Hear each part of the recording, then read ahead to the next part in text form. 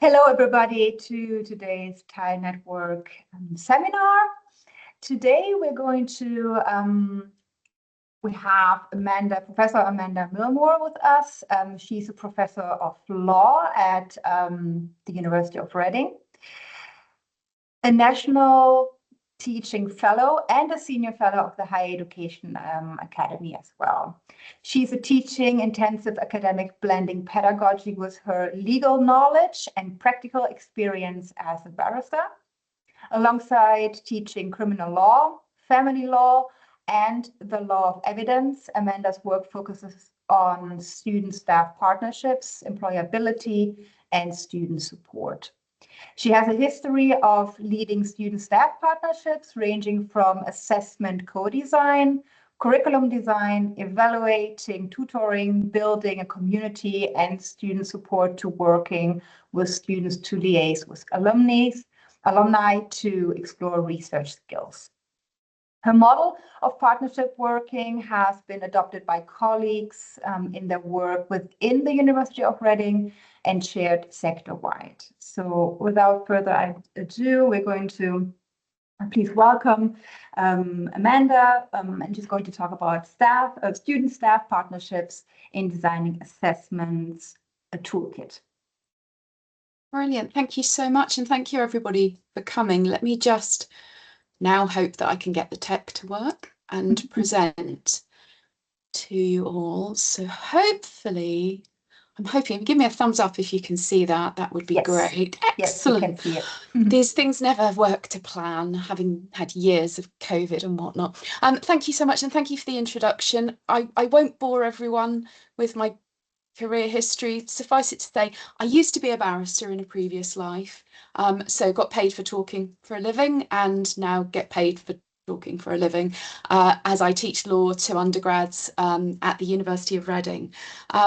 So a lot of what I do is I try and bring what I did in practice into the classroom. So I'm really interested in authentic assessment and things like that. But what I'm here to talk to you about is student-staff partnerships.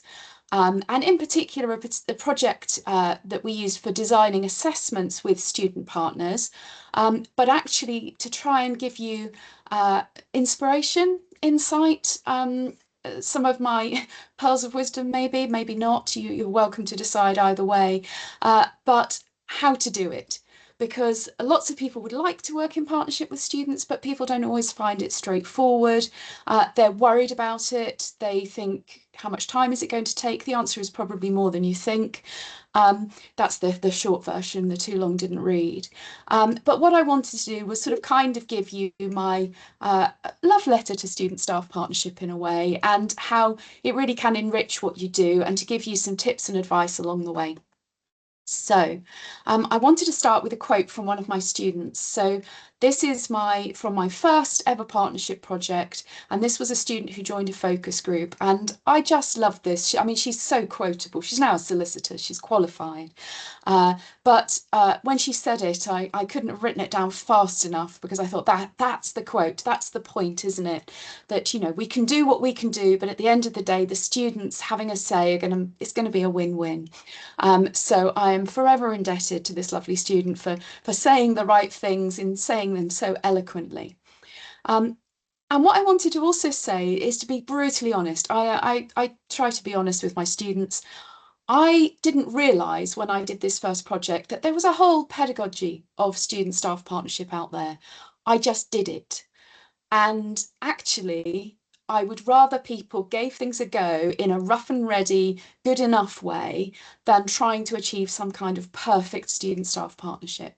And I think it's quite important to I mean, as in many things, and I am a perfectionist, I'm a lawyer, perfection is not always the goal, and actually sometimes stepping back from that is a good thing. So it's better to have a go and do something than to try and achieve perfection or wait for that perfect moment. And I can give you some examples of that as we go through.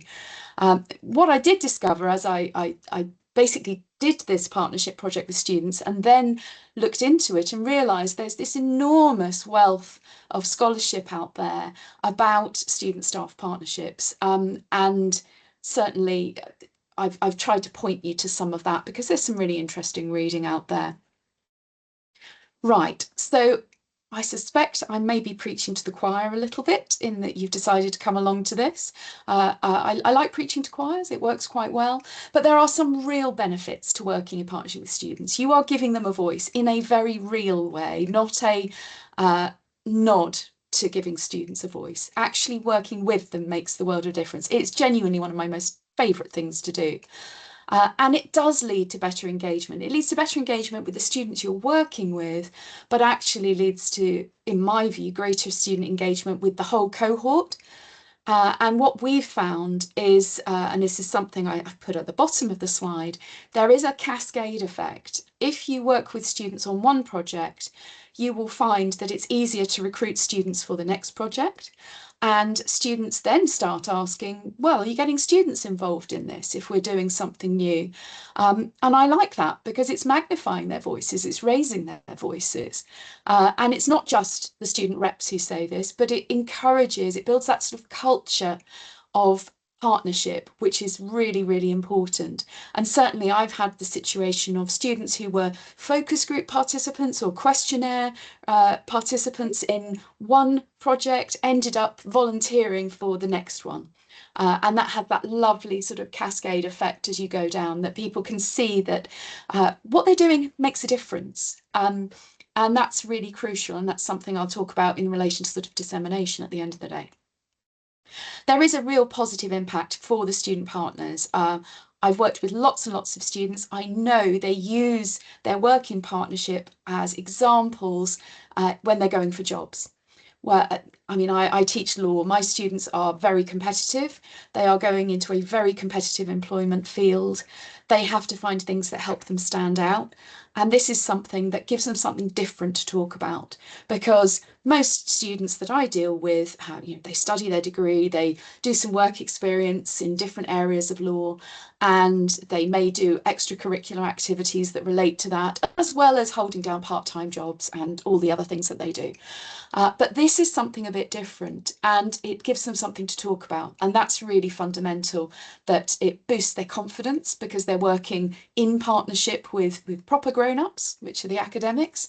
And it is that confidence building, which I think is really crucial. And it's something that makes a real difference to them, and you can see their development. And I'm now, when I do projects, ask them to reflect at the start on what they think they're going to get out of it, and then at the end, what did they get out of it? And I wasn't very good at doing that at first, but actually now I do it because I think it's a lovely benchmark of the impact on those individual students as to what they're doing. And crucially, it gives you a real insight as a member of staff, because I often think I know best. I'm a parent. I have two now grown-up children. They think that I don't know best, but I do. I'm generally right about things like coats, when you still need to wear them, even though you're an adult and that kind of thing. But I think I know what's best for my students. I've got a fairly good idea what they need to learn and how they need to learn it. But at the end of the day, I haven't got all the answers. And so the things that the students tell me are sometimes surprising. And it's really important to be listening. And that's, again, it's that giving students a meaningful voice, not just paying lip service to what they've got to say. So those are some of the benefits. I think this is a really good thing to do. I think you can do it very small scale, or you can do it on a big project. But I think people should do this. But I also think you need to go in with your eyes wide open. Because there are challenges to working in partnership with students, and I will flag them up as we go through, and I take you through the process. But the first one is the really important one, as I'm talking to colleagues in academia and in all this thing, and I can now see the chat that's coming up with the fights I had about t-shirts and shorts and trousers with my children.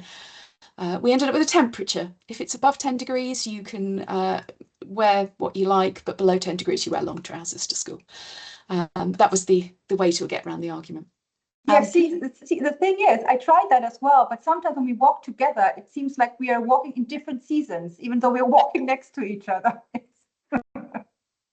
I can imagine. I can imagine. I mean, I think there are worse battles to fight than that, but I do still try and encourage my adult children to wear coats, not very successfully. Yeah, pick your battles. That's always a good message. And with this, we are all busy. we are all very busy people. You are probably, if you're in the room, the sort of people who say yes to things because I'm a bit of a magpie. There's a bright and shiny thing over there. I think, oh yes, I'd like to be involved in that. My year of saying no was going to be 2019, 2020, and we all know how that ended up, which is I was trying so hard, I was doing so well, and it went so wrong. But I'm trying to get better as I get older and wiser. But in reality, a staff student project is going to take time, and it is going to be part of the capacity of what you've got to do. So be realistic with yourself. You are going to have to do some of the heavy lifting in this. So actually, a lot of that is some of the sort of the admin of the project. You are effectively the project manager of what's going on. And sadly, I don't have a personal assistant or admin support on this. If I'm doing it, I'm doing everything from photocopying to booking the room to booking the sandwiches to whatever it might be. So be honest with yourself. How much time do you have? And do you have the capacity in what you're doing? Equally, student time and capacity is another really crucial issue, and they are competing pressures. If you're asking students to give up time, and one of my very big passions is paying students for their time, because they could go and work in Tesco's. They are straitened financially. I have a student child and a now graduated child. They don't have enough money. And to ask them to give up their time without paying them and compensating them means I'm only getting a very narrow proportion of all the students that I would like. So be conscious of their time and capacity and the competing pressures, and you will know best with your students where the pinch points are in their academic year, where they're more able to help, and where this is not a good time. This is assessment season. This is not the right place to do it. There are, of course, the power dynamics. You can't get away from the fact that you are their lecturer and they are your students. And that's something you've got to work on to try and equalise that. I don't think you're ever going to equalise it completely. I think that's unrealistic, but be conscious of it and try to ameliorate the power dynamic and the balance. Get it as level as you can. And thinking about which students you're working with. Are you getting more diverse voices, or are you getting, and I have some wonderful usual suspects. I wouldn't swap them for the world, but I don't just want to hear from them. So I always try to work with different groups of students, and you can, and I'll talk about this when you're selecting students, you can target particular groups for particular projects. There are obviously challenges with reaching different groups of students, but I think it's really important. And the funding issue. If you are trying to pay students, you need to get money from somewhere. So you need to get good at knocking on the right doors, knowing where the little pots of money may exist within your institution.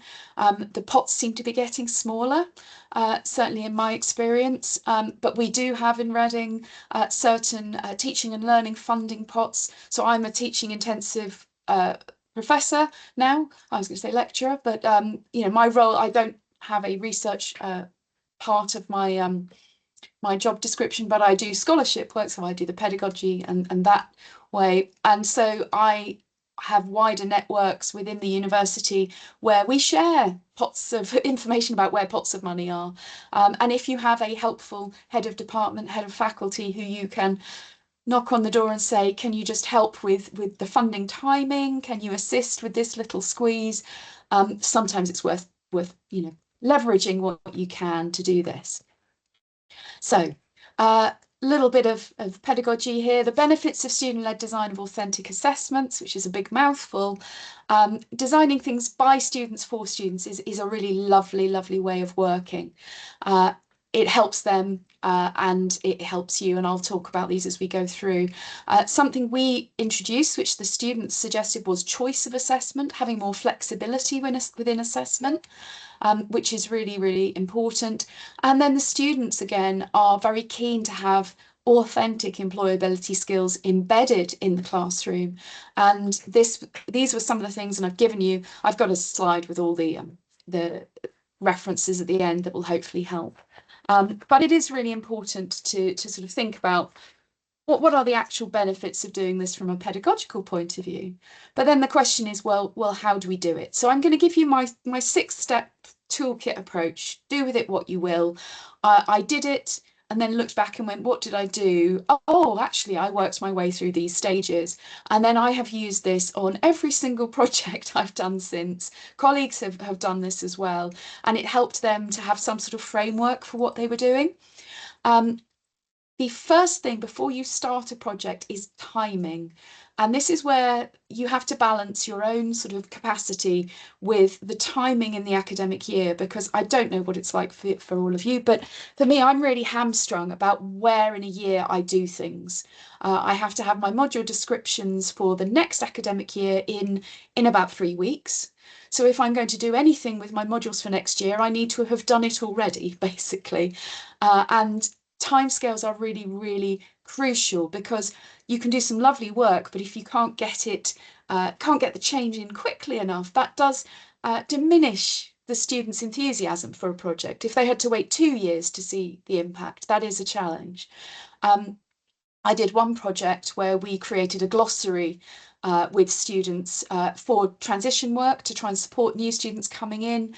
And I was totally, my hands were tied on funding. I had to get them to work for free for a couple of weeks in the hope of some funding kicking in. And we ended up doing it over the summer. It was quite ramshackle, the initial thing. It didn't matter, but we needed to get the timing right to have it ready for the new students coming in September. So do think about, where in your development cycle are you? Is this the year to do it, or do you need to plan ahead for next year? Think about those internal processes, those quality assurance processes. Think about staff workload and availability, because if it's your busy teaching term, then it may not be the right time to be trying to do a student project on top of that. And check the funding and check about student deadlines. So the project I'm going to tell you about, we had to work quite fast to beat their assessment deadlines, because I could have them until March, and then they were very, very busy. So that's just some sort of thoughts about timing, and just to bear that in mind before you sort of launch into something. Excuse me. So here's the 6 steps. I will come back to this slide. It's a flexible model. It works really with pretty much any project. I've done it with everything from looking at student support and tutoring, to creating resources with students, to reviewing things if you want to take a very light touch student voice reviewing. But the first thing you need to do is determine the ambit of your partnership. You then need to think about recruiting. And all of this takes time, which is why sometimes you need to reverse engineer when you're going to do things. You need ice breaking and idea generation. That's really important. Building that rapport with your students. That's fundamental, in my view, is getting that relationship of equity where you're working together. I know some psychologists who will be much better at focus groups and research than I am. I'm a lawyer. It's very much the lawyer's version of things. So please adapt to your specialisms and requirements in this. Collating and actioning recommendations is really important. You don't want the students to come and then just disappear off the project and leave you standing with everything. You could do it that way, but it's even better if they're involved in designing recommendations and dealing with things that way. And crucially, dissemination and getting the students involved in the dissemination of what you've done. And that's been probably crucial about the success of many projects, is the students selling what they've done to other people, because that's what breeds that nice culture of partnership working. So that's essentially what we're doing. We determine the collaboration, we find the partners, we consider what we're going to do with them. You may have an idea of what you're doing, you may not in advance. Conducting some student-based research is really nice, getting them to go and find out what's going on, whether it's with the wider cohort, whether it's, I've done one project with employers, which they were really, really good at this. And then do what you're doing, make adaptations to things or completely redesign something, and then share and obviously take it out there and do it.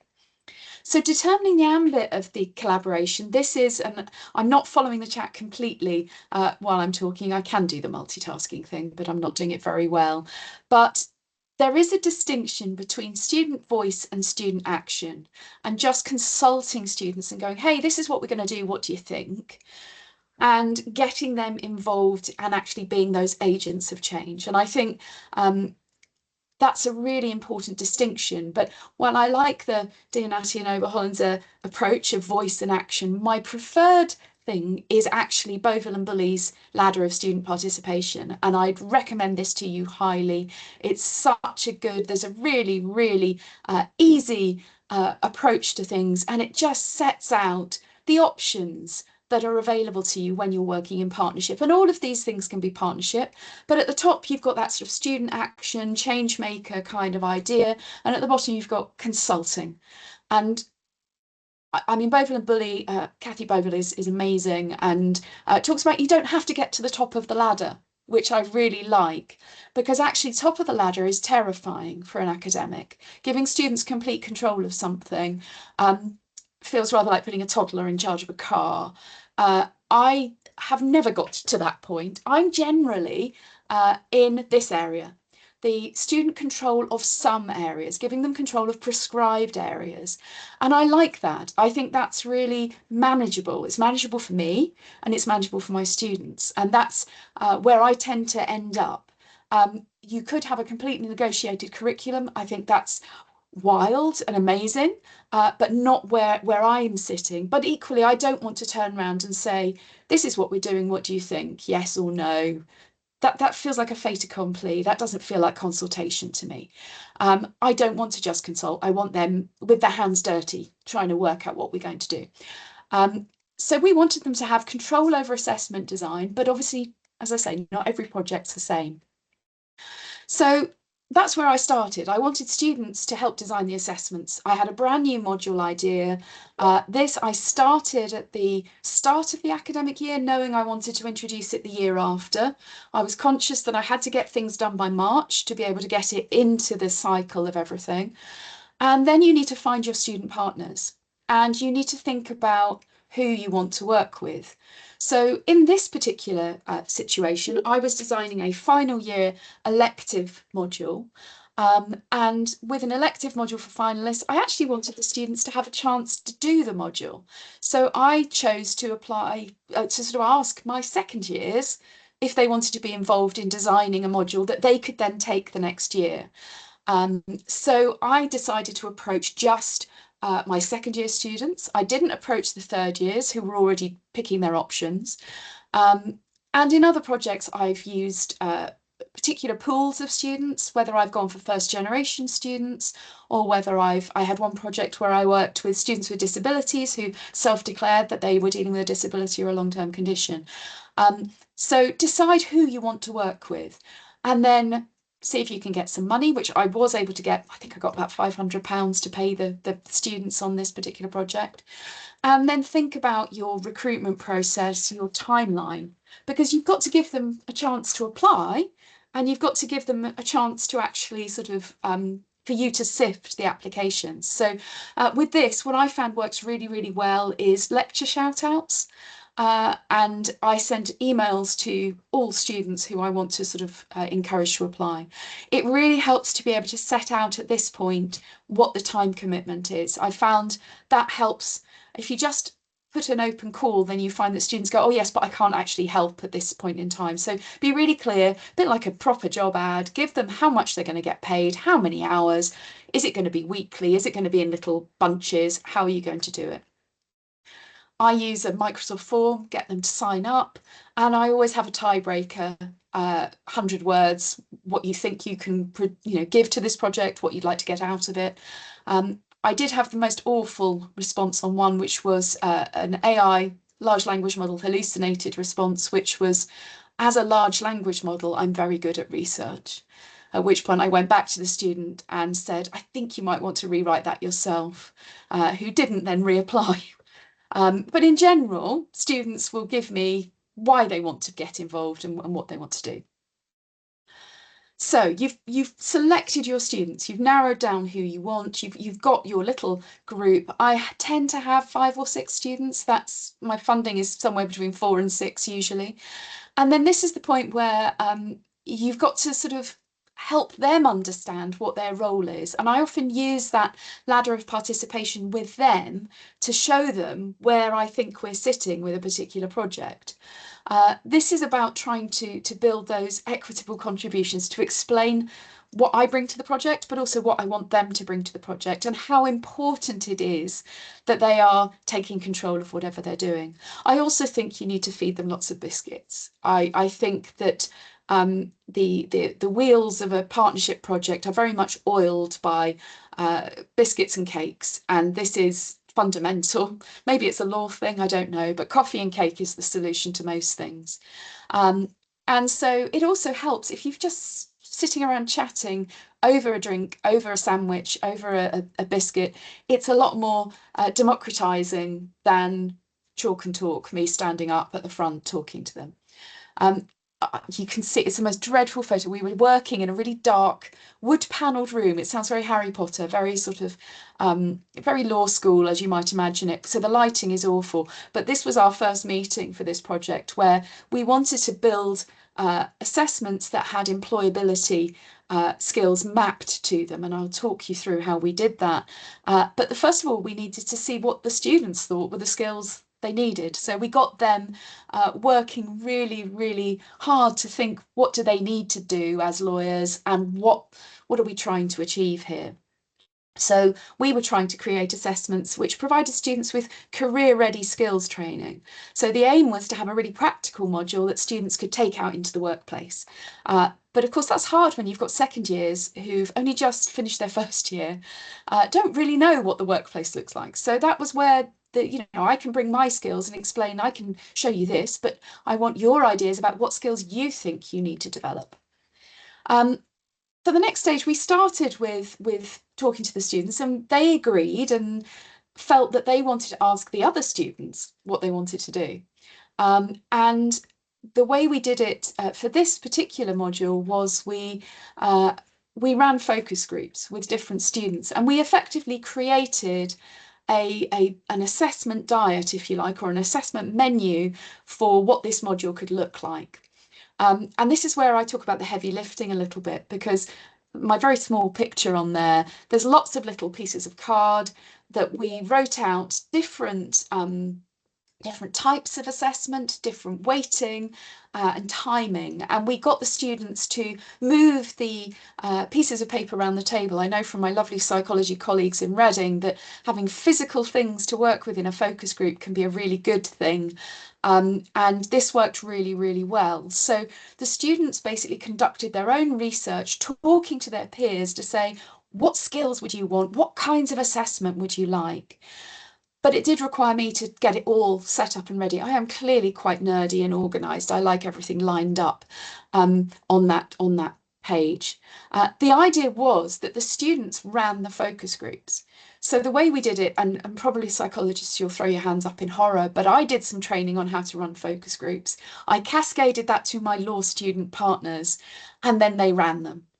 And we sat, there was myself and my colleague sat at the back of the room, out of the way, making some notes. We did actually audio record it as well, but let the students get on with it. Now, there were some challenges with that, not least my student partners had started to form ideas of what they thought the assessments should look like.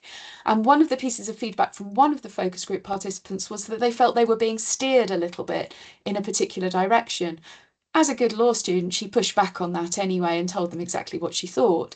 But that's obviously one of the downsides of letting students, run riot and do it all themselves. But in this case, we were empowering the students to take control of how they found out what others wanted to do. And that was really, really important. So we had some the awful picture wall of chaos that's on that there, but we sat in classroom and they chatted round a table, and they moved these cards around to try and decide the type of assessments they liked. We had some really deep discussions about types of assessment, about the weighting of assessment, and then about the timing of assessment. And at this point when we were doing this, we were still running traditional terms, so the module was year long. And we came out with two very different types of assessment, and really fascinatingly, so this is where students are so important. I was convinced they would not want an essay in here at all. That was I think if students are given control, they're never going to pick an essay. But actually they did. And I was really surprised. They all wanted the safety of an essay because they knew what they were doing with essays. And when we sort of asked them, they said, yes, but we've been trained to write essays year on year. So we still want that security to bank some of our marks with an essay and then have some novelty in some of the other assessments. And I realized just how traditional law students in particular are, that they crave that normality. And they do get quite freaked out. My colleague calls them skittish horse races. Horses in race horses is the word I was looking for, because she said they're very easily spooked. And if you are giving a new type of assessment, you really have to scaffold it properly, because you will terrify law students who think their entire career is resting on this one assessment that you've decided to run. So we had these focus groups. We have employability skills that came out of some research prior to what we were doing, setting out what a Reading Law graduate looks like. These came from alumni, from employers, from staff and students. And we used those skills and we mapped the plans that the students came up with to those employability skills. And we proper old school post-it notes. And you can see we've got a whiteboard, we've got a flip chart. These are the two focus groups. So one group had 3 assessments, the other had 2 assessments, and they mapped to make sure that we were covering all the different employability skills. And this was really useful for the students and the student partners, especially, to see where they're developing those skills. And we still try to make this explicit to them today, to show them exactly what they did. This is part of our collating and actioning our recommendations. We came out of the focus groups and the student partners sat down and said, right, what are we going to do? They'd got their information. They needed to work out what assessments they were going to do. It's crazy and busy and chaotic. And they came up with the idea of an assessed essay, which was not that novel at all. But crucially, they had some optionality there. And this was one of the things that came out of the focus group. Students had never really had the option of how they presented their work. We're very traditional in law. It's very much presentation, essay, problem, question, exam, multiple choice questions if you're lucky. Or certainly it was back in 2018-19 when we started this. And we came up with the idea of lots of optionality. So we gave them, this was the students' idea, 4 different essay titles. You pick from those 4, and then you choose the format. You either do it in writing, a very traditional essay, or you do an oral presentation. And this was quite novel, certainly in the law school at the time. The assessment criteria were identical, and crucially, we were not assessing presentation skills. Although presentation skills are really important for lawyers, we weren't assessing them. And that was the first assessment. They decided they wanted one assessment before Christmas, and then they wanted the other at the end of the spring term or going into the summer. So we had this optional assessment, and to this day we continue with optionality, and I do it in other modules as well, where students choose. They have the same task and they choose how they present it, from very traditional writing to less traditional but oral presentation. Now, the idea of this module was we actually run a mock case. And this is why the students love this module, because we do proper hands-on group work. Law students hate group work. They hate it with a passion because they don't like their marks being pegged to other people. And that was the message that came loud and clear. They all said, look, we know we've got to work in groups. We know we've got to get that experience, but we hate having our marks where somebody who's done nothing gets the same mark as the rest of the group. And we did explore whether we could have sort of individual elements of a group mark. There are lots, I mean, that's a talk on another day, frankly, but we decided that they would work in groups throughout, but we would assess them individually. And we continue to do that. Now, from a workload point of view, that is ongoing. I don't think it is unique to law students. I think it's particularly law students who have strong sense of injustice when so-and-so gets the grade that they don't deserve. I actually think this works. This means they have to work in groups. They basically represent 4 different parties in a child protection case. The whole module is about child protection law. It's a very niche area of family law, but we get probably 1/3 of the cohort every year doing it, even though they don't want to be family lawyers. And they do the module because they like how we teach it, that we teach it with this hands-on group work. We basically we have a mock case that runs over about 2 months with papers being drip fed to them. So they get different papers depending who they're representing. It's as close to a real case as can be. And it has twists and turns. It's a roller coaster. No party has an overall winning thing. And they do negotiations, which is what they write about at the end. And then the students came out very strongly. They wanted us to be explicit about how we've mapped the skills to the assessments. They said, make it clear. It will help people. So this is what we did. And this is some of my lovely students on the first year of the module who are the smiliest group. This is just before COVID. Our optional module, we had an autumn term with very traditional lectures, seminars, and they had a 40% assessed essay or presentation with optionality on the topic, optionality in how they presented. And then in the spring, we had the mock case. They worked in groups, but they were assessed individually.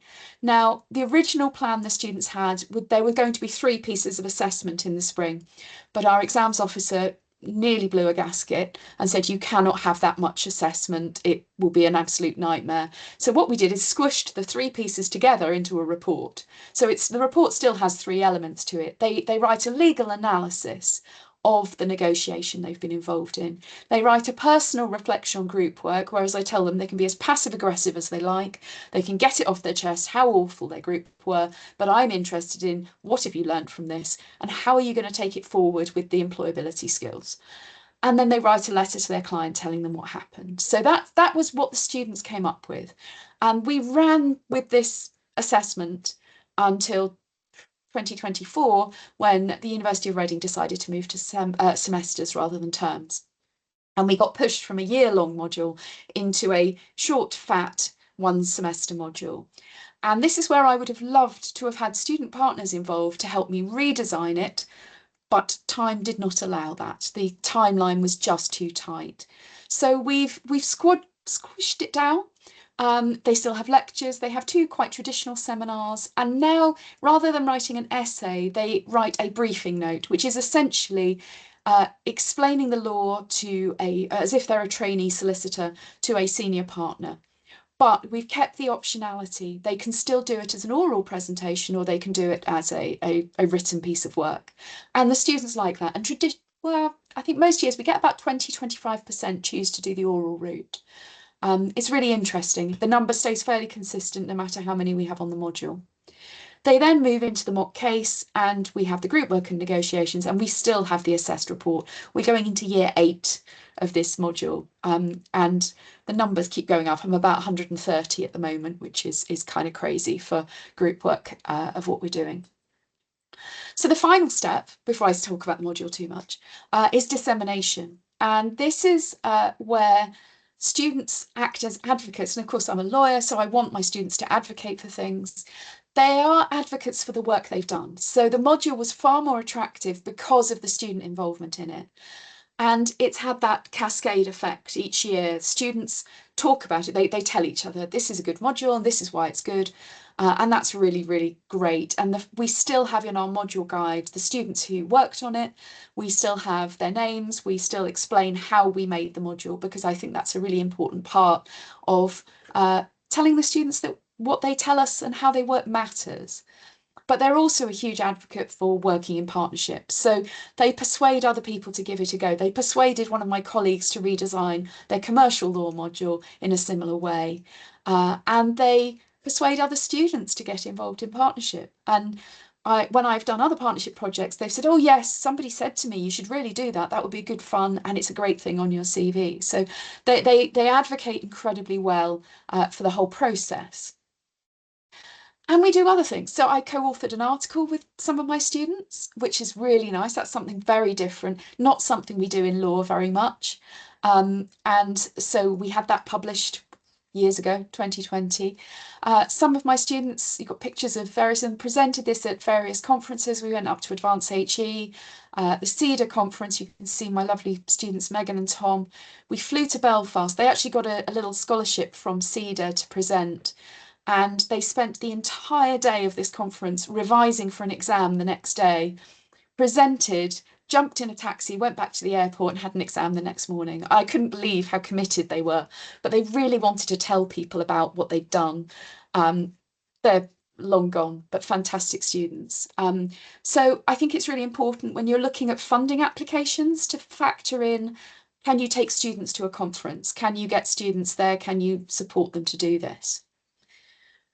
These are just pictures of my students in the negotiations because I love it. We always have smiling faces and just people getting involved. This is not a very, I mean, law can be very traditional, can be very sort of chalk and talk, stand at the front and lecture. This is not like this. This is proper hands-on work. But I need you to think, when you go away, have a think about where you are. And I would advocate always for this ladder and how it works when you're thinking about partnership work. Those are my 6 steps. That's very much what I would encourage you to do. And I just wanted to give you some examples. If you're thinking about other ideas, they are all linked on there. But I've done lots of different partnership projects. So I've looked at the student experience of our academic tutor system. That's part of my role in the law school. I'm in charge of that. That within the pandemic. So we ran online focus groups, we did online questionnaires. That was all very challenging, as the pandemic was for everybody. We looked at the experience of disabled law students on blended learning. We've looked at inclusive formative assessments. I did a really good project with students there. And then probably the most disastrous student staff project I've ever done, not because of the students. We had one, we've called it Reframing Success in a Pivoting Partnership, student mentors trying to engage, a tale of trial and error. I had student partners who in the pandemic, they joined in 2020, and they said, we wished we'd had more contact with students in other years. So we tried to set up a mentorship project within a new module and couldn't get the students to get involved. And these student partners did cartwheels. It didn't matter what we did, and we pivoted and changed. But it goes to show that, you know, it doesn't have to be a successful project, but give it a go, see how it works. And various others on there. The final one is the one we're currently working on at the moment, looking at research skills in legal practice with employers and alumni, which is really interesting. And just thanks to my student partners, we've won lots of awards for our partnership projects. You see all their smiley faces, and I think without them, I wouldn't be doing this. And I certainly wouldn't have got where I've got now without all my lovely student partners. And there are my resources, which I'm sure, Carolina, you'll share the slides with anyone who's interested. I know it's quite useful sometimes to have them to refer back to. But I will stop sharing there. And thank you so much for listening. And I haven't been keeping up with the chat. So I will probably take a look at that now. Thank you so much, Amanda, for this talk and for all the resources and ideas and frameworks. I think the chat was very active, trying to think about, you know, how can this be applied and how maybe we are already doing some of the things. And so it was like the conversation was going on, but people were very attentive. And so thank you. That's amazing. I'm going to open the floor for any questions you may have. You can ask them on camera just by raising your hand. You can also put them in the chat. Absolutely up to you. So yeah, to you. Harry. I'm just gonna try the camera and see if the Wi-Fi doesn't crash. But thank you very much, Amanda. It was really good to hear of your experiences. I'm just wondering, so I don't know if you've managed to read that in the chat, but we're currently reviewing the staff-student partnership funding scheme that we have here. And one of our kind of tough nuts to crack has been getting students to approach us with their ideas, and also kind of trying to cast the net as wide as possible to get as a diverse student population as possible. So I don't know if you have any experience on that. Yeah, so the student ideas as the seed for a project. This one was very much my idea. I wanted to do a new module and thought, wouldn't it be a good idea to get some students involved? Which, you know, with hindsight, it really was. It can be challenging. I mean, we have, I have one project I did where a student came to me with an idea. He was a course rep. He wanted to embed our university wellbeing life tools program into the law school. We did it. It's been really successful. But he was super engaged and was driving it as a student course rep. And I think they are often the more proactive students, and it's hard to get other students to put their hand up and go, wouldn't it be good if we did this? And I think it's about creating that sort of environment where you're open to ideas, which is hard. Because we, of course, have to say no a lot, because no, I can't change how the timetable is. I can't change this academic year. So I suspect they're probably a theme to mine for ideas. Certainly Reading, we have, I was telling Carolina at the start, we have some funding that's for, you only get if you have a student partner's name on it. You can't even apply unless you've already got your student partners, which is a challenge because at that point you don't have the money to pay them. So you're kind of doing it on a wing and a prayer. But I think if you've got students with ideas coming forward, I suppose you could do a marketplace. You go, hey, we've got some funding. Students, come to us with your ideas. I think certainly in Reading, a lot of it gets channeled through the student union when they want to change things rather than coming to us. So that's probably my thoughts on that. As for casting your net wider, that's a big challenge. I've done it with particular projects where I've looked for particular groups of students. So I did a project where I wanted first generation students. And I specifically picked students when they applied who hadn't been involved in projects before. And I try to do that to cast the net wider. Of course, the challenge is getting them to apply. But I've found I generally have far more applicants than I have places. And some of that is that cascade effect. Every time you do a project and they see that it makes a difference, then more students want to get involved and so on.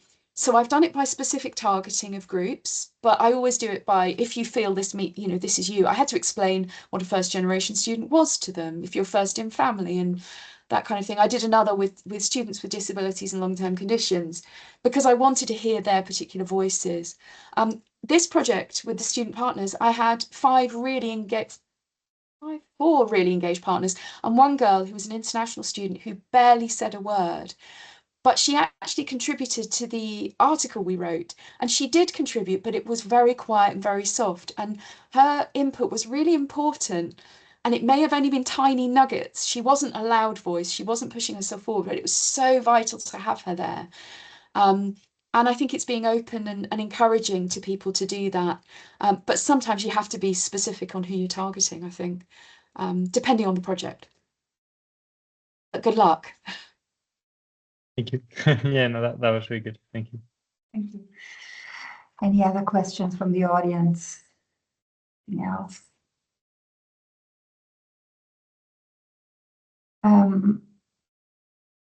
I had one question that was, do you want to have a question? Yeah. I just found the talk really, relatable because I've just conducted a focus group about formative learning activities on my dissertation. And yeah, I feel like I really do agree, like the student active voices are really important because I had like participants saying they really want to see like more dynamics and interactions between like the formative learning active feedback from the teachers, and also between how students could be more active, like in terms of responsible for their learning. So I found like there's more avenue and applications to work on that. So very insightful. Thank you. Brilliant. That sounds wonderful. I think one of the things we found is students were happier talking to other students than they were talking to me. And again, it's that power dynamic that I found by students, no matter how ramshackle our focus groups, and apologies to the psychologists in the room, but no matter how they were, that we got more from our participants because the students were involved than if I'd done it. So I think what you're doing sounds fantastic, and Thank you. Good luck, and hopefully you'll get lots of great things there. That's wonderful. Yeah. And apologies, my dog, the front door went and the dog decided to kick off. Thank you. Thank you for your contribution, Jinyo. I had a question that was actually not about the actual student-staff partnership, but about the project. Yeah. So, I found it quite interesting. So we also have choice built in our programs, but the choices are usually not the kind of assessment they do, but rather maybe on what topic they do the assessment. Yeah. Now, I was wondering, something like an oral presentation versus a written piece. How do you ensure equity between those very different assessment formats, and getting buy-in from the student. Obviously, if they come up with it is one thing, but also you have to deliver this with a marketing team and so on. So probably my question is twofold, like, how do you do it? Yeah. And then my other question is there any feedback from student in regard to equity that you maybe want to share?